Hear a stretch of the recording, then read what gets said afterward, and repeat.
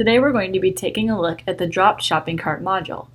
This module creates notifications and allows you to manage information from dropped shopping carts on your site. You'll notice here that the module is active, but that we can't go into it from this menu. This is because the module doesn't stand alone and instead adds new functionality to your store module. If we head in here, you'll see that it's created a new menu called Dropped Carts. From here, users can set up email notifications. Whenever a shopping cart is dropped, the module will send you an email notification, allowing you to quickly follow up with a customer.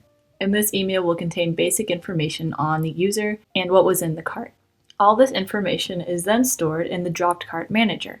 Customers who are logged in and happen to drop a cart will have their account information listed with the notification. If the user isn't logged in, you'll still receive the same general data, just without an account to tie it back to. If we click into one of these, the report shows the time and date of the dropped cart, the cart's content and total price, as well as other public information available from the user's browser. Finally, this module is great to generate leads for your site. If we head back a page and change how many carts display, you can use this to look for any trends among shoppers, or look at users who frequently appear in this menu. This presents you with the opportunity to reach out and learn more about what they're searching for, and potentially make a new sale. These features make the Dropped Cart module a powerful tool for your online business.